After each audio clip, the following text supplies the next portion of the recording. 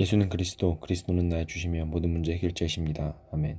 피 언약의 그리스도로 인해 구원받은 것도 감사한데 저주와 재앙을 뛰어넘는 축복 주심 감사합니다. 아멘. 주는 그리스도시요 살아계신 하나님의 아들이시니이다. 아멘. 예수께서 그리스도이심을 믿는 자마다 성도란 한마디로 예수께서 그리스도가 되심을 믿는 사람입니다. 다시 말해 예수가 그리스도이심을 믿는 믿음으로 사는 이가 성도이며 주의 제자입니다. 그러면 예수께서 그리스도이심을 믿는 자에게 어떤 일이 일어난다는 말씀인가요? 예수께서 그리스도이심을 믿는 자는 어떻게 살아야 한다는 말씀인가요? 예수께서 그리스도이심을 믿는 자마다 다 하나님의 자녀가 됩니다. 요한일서 5장 1절 9절을 표준 새 번역 성경은 이렇게 말하고 있습니다. 예수가 그리스도이심을 믿는 사람은 다 하나님의 자녀입니다. 예수께서 그리스도이심을 믿는 자는 하나님께로서 난 자요. 이는 곧 하나님의 자녀가 된다는 말씀입니다. 신분의 변화가 일어난 것입니다. 예수가 그리스도이심을 믿어 하나님의 자녀로 거듭났다는 말입니다. 요한복음 1장 12절의 말씀을 보면 영접하는 자 곧 그 이름을 믿는 자들에게는 하나님의 자녀가 되는 권세를 주셨다고 하셨습니다.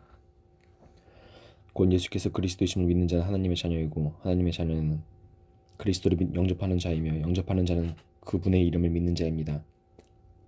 영접하는 자 곧 그 이름을 믿는 자라 영접하는 자는 믿는 자이다 라는 말씀입니다.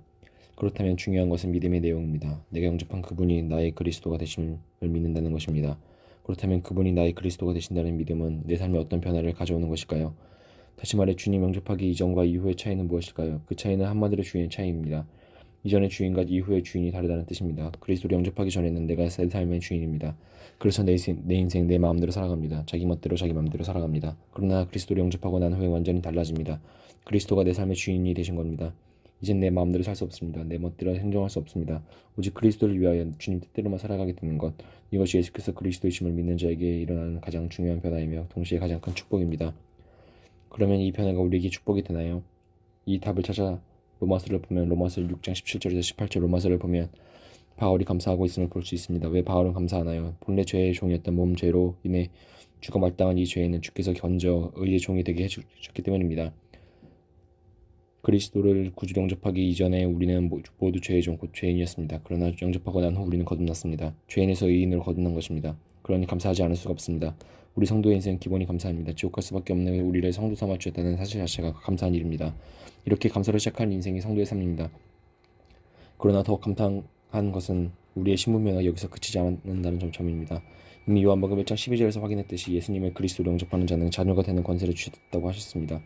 우린 주님 안에서 종의 신분을 넘어 자녀가 된 것입니다. 이젠 종이 아닙니다. 하나님의 자녀입니다. 종이 아니니 종의 구습은 버려야 합니다. 종이 아니니 종의 속성도 버려야 합니다. 그리고 이제 하나님 자녀답게 살아야 합니다. 우리 하나님의 자녀입니다. 그런데 일단 신분의 변화가 일어나면 그 변화에 걸맞는 복을 덤으로 주십니다.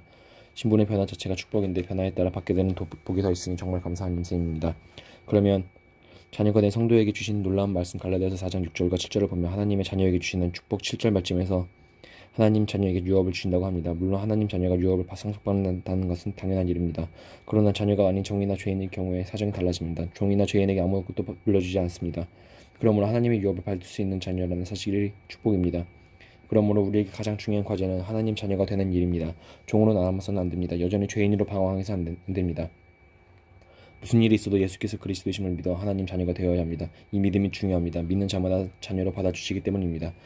그리스도의 성중직, 하나님 만나는 길 되시는 참 선지자 되시는 그리스도, 우리의 원죄와 자범죄를 해결해 주신 참 제사장 되시는 그리스도, 사단 마귀를 멸하신 참 왕 되시는 그리스도, 사랑의 하나님 감사합니다. 날마다 제 삶에 예수가 그리스도 되시고 하나님의 사랑이 넘치게 해주신 은혜 감사합니다. 그리스도만 의지하고 나아가는 제가 되게 인도해 주세요. 이 모든 말씀, 모든 문제 해결자 되시는 예수 그리스도 이름으로 기도드렸습니다. 아멘.